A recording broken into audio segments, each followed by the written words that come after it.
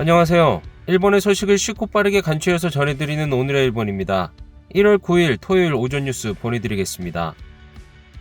NHK 보도에 따르면 8일 도쿄에서 2392명, 카나가와 838명, 사이타마 496명, 치바 455명, 오사카 654명, 아이치 405명, 효고 297명, 홋카이도 181명의 감염이 확인되는 등 총 7,882명이 확진 판정을 받은 것으로 파악되었습니다. 일본 내 감염이 확인된 사람은 27만 4,883명이며 요코하마항 크루즈선을 포함하면 총 27만 5,595명이 감염된 것으로 파악되었습니다. 한편 오사카에서 19명, 홋카이도에서 10명, 아이치, 도쿄, 카나가와에서 각각 7명 등 총 78명의 사망이 발생하였으며 누적 사망자는 일본 내 감염이 3,963명, 요코하마항 크루즈선을 포함하면 총 3,976명이 되었습니다.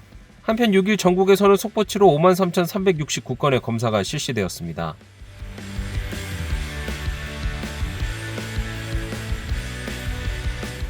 이날 도쿄에서는 2,392명의 신규 감염이 확인되었습니다. 10세 미만부터 100세 이상의 남녀 2,392명이 신규 확진 판정을 받은 것으로 파악되었으며 이 중 1,645명은 감염 경로가 파악이 되지 않거나 조사 중이고 745명은 기존 감염자의 밀접 접촉자로 확인되었습니다.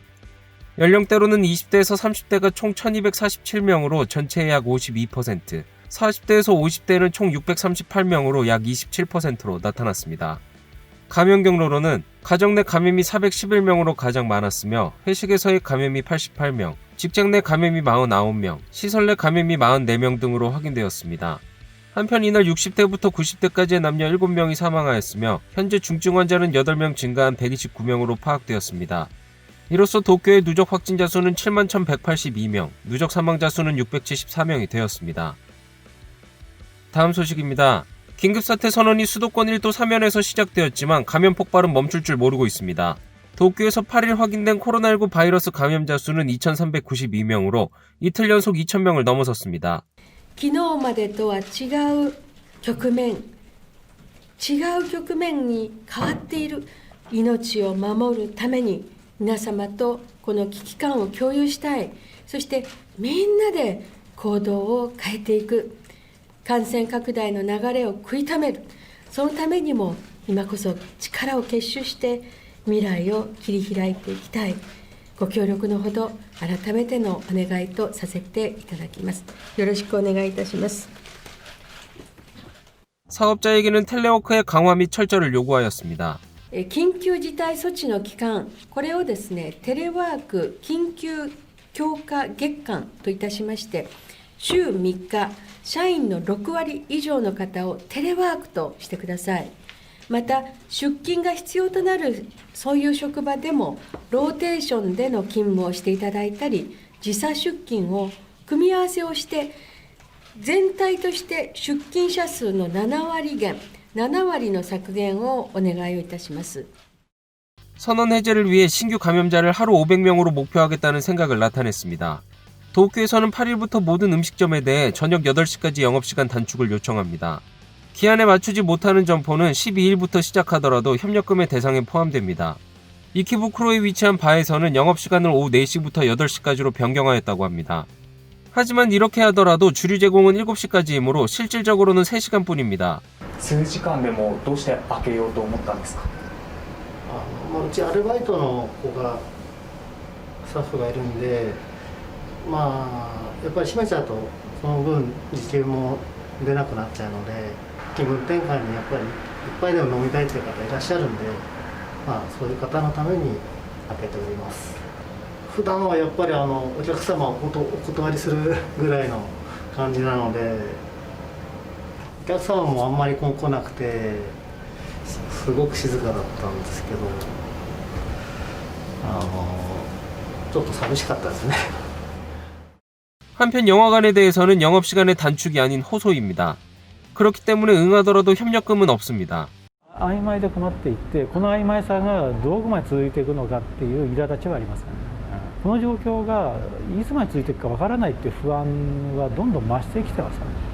どこまで辛抱すればいいんだっていうのが。 이곳은 붕괴를 호소하는 의료 현장. 코로나19 병상을 가지고 있는 쇼와대학병원에서는 최근 입원 환자의 연령층이 확대되고 있다고 합니다. 中等症の方である程度肺炎を合併してきている方で、比較的若い方が結構増えてきているという印象がございますので、そういうところから見ますと、いわゆる若年化してきている、そういう印象を受けます。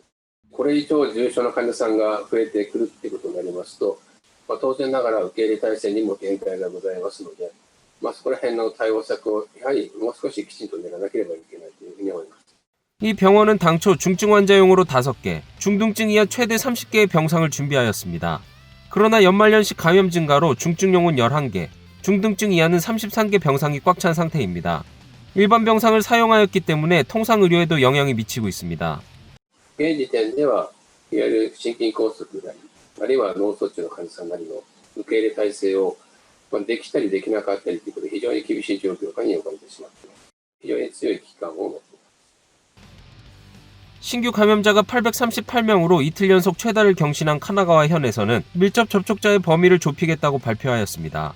かなりもう濃厚接触者じゃなくて感染経路不明がものすごく多くなってきていて、追っても追い切れなくなっているという中において業務の優先順位等も考えた上でですね、ここはもうフェーズが変わったということで整理をしていく必要があるかなというところです。 9일부터 카나가와 현은 밀접 접촉자의 조사 및 인정을 동거전화 접촉 확인 앱 코코아로 범위를 좁히게 됩니다. 이는 의료기관 등에서 리스크 높은 환자를 우선하려는 것이 목적입니다. 이날 전국의 신규 감염자는 7,882명으로 16개의 지자체에서 사상 최다의 감염자가 확인되었습니다. 이 중 오사카, 교토, 효고도 사상 최다의 신규 감염자가 확인되었습니다. 大阪においてもこの緊急事態宣言、この発令を要請すべき時期に入った。そして、東京首都圏で行われている対策と同様の対策を今の時点で取るべきではないかと。 이 세 지자체에서는 감염의 급격한 확대에 따라 국가의 긴급사태 선언을 요청하기로 결정하였습니다. 이는 9일 정부에 요청할 방침입니다. 다음 소식입니다.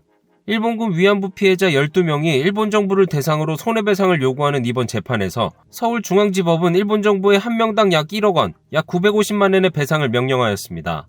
또한 1965년 한일 청구권 협정이나 2015년 한일 위안부 합의로 인해 피해자들의 개별적인 손해배상 청구권이 소멸됐다고 보기도 어렵다고 밝혔습니다. このような判決が出されることは断じて受け入れることはできません。 일본 정부는 한국 측에 강하게 반발하며 남관표 주일대사를 초치하여 강하게 항의하였습니다. 한 외무성 관계자는 판결의 결과에 대해 상식적으로 국제법상 있을 수 없는 판결이다라고 언급하였습니다. 이렇게 강하게 반발하는 이유는 주권면제라는 국제관습법상 주권국가는 다른 나라 법정에 서지 않는다는 원칙이 인정되지 않았기 때문입니다. 주한대사를 역임한 무토 전 대사는 ある国が他の国を裁くということは国際的な紛争のもとになりますよね。だからそういうことは避けましょうということで、19世紀からあった、慣習法で、一方の主権を主張して相手国をそれで押さえつけるということはないということ。